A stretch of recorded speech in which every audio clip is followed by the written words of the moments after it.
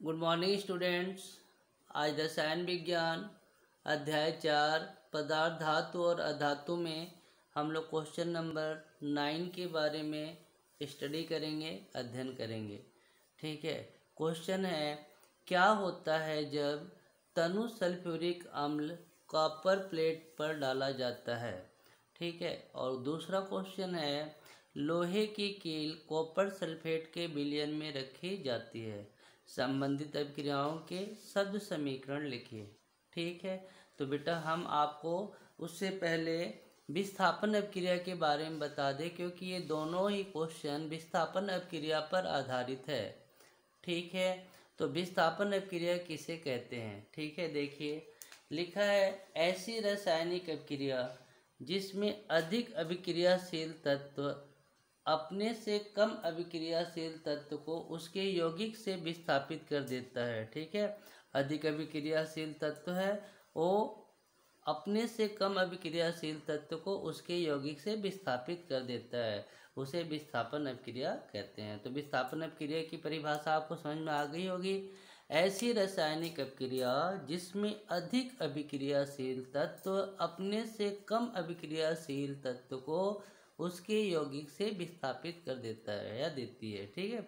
विस्थापन अभिक्रिया कहलाता है। ठीक है। एक उदाहरण मैंने लिखा है, देखिए यहाँ पे मैंने जिंक लिया है। ठीक है। और कॉपर सल्फेट लिया है। ठीक है ना, जिंक और कॉपर सल्फेट लिया है। तो जिंक है ना, वो कॉपर सल्फेट में यानी कॉपर से ज़्यादा अभिक्रियाशील है। तो क्या करेगा कि यहाँ से कॉपर को क्या करेगा, विस्थापित कर देगा। ठीक है।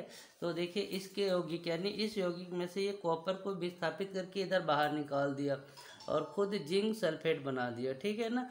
तो यहाँ पे जिंक है ना, कॉपर से अधिक अभिक्रियाशील तत्व है जो उसके यौगिक से कॉपर को विस्थापित कर देता है। ठीक है ना।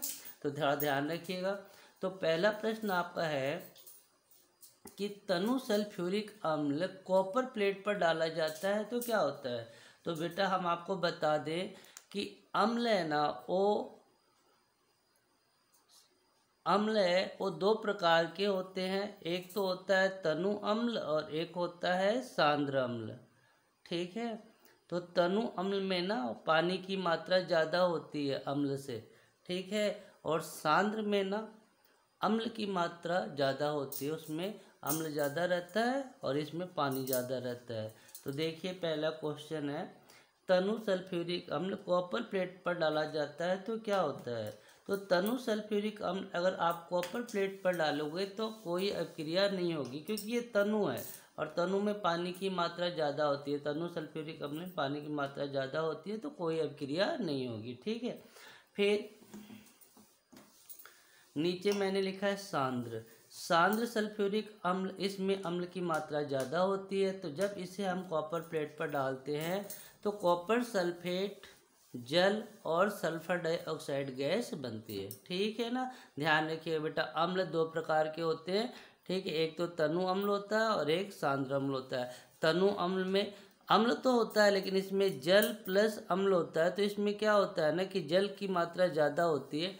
ठीक है। थोड़ा ध्यान रखिएगा, इसमें जल की मात्रा ज़्यादा होगी अम्ल के अपेक्षा। और यहाँ पे क्या होता है, सांद्र में क्या होता है कि अम्ल की मात्रा ना ज़्यादा होती है और इसमें पानी थोड़ा कम होता है। ठीक है। तो ध्यान रखिएगा कि तनु सल्फ्यूरिक अम्ल की अभिक्रिया अगर आप कॉपर से करेंगे तनु की तो कोई अभिक्रिया नहीं होगी, नो रिएक्शन।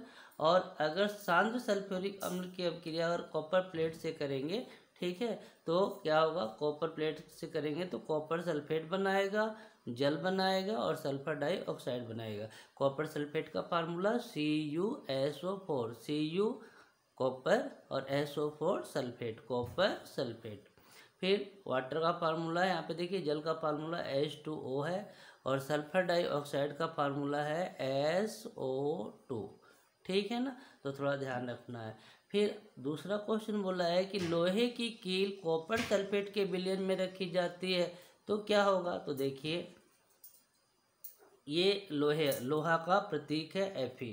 ठीक है। Fe कॉपर सल्फेट के विलयन में रखेंगे तो कॉपर आयरन सल्फेट और कॉपर बनेगा। इसमें आयरन है ना वो कॉपर से अधिक अभिक्रियाशील है, ठीक है। तो यहाँ पे क्या करेगा, वो कॉपर है, सल्फेट से कॉपर को यहाँ से विस्थापित करके उसका जगह ले लेगा और आयरन सल्फेट और कॉपर बनाएगा। तो बेटा आप इसे अपनी कॉपी में लिख के लर्न कर लीजिएगा, ठीक है। ओके, टेक केयर बेटा।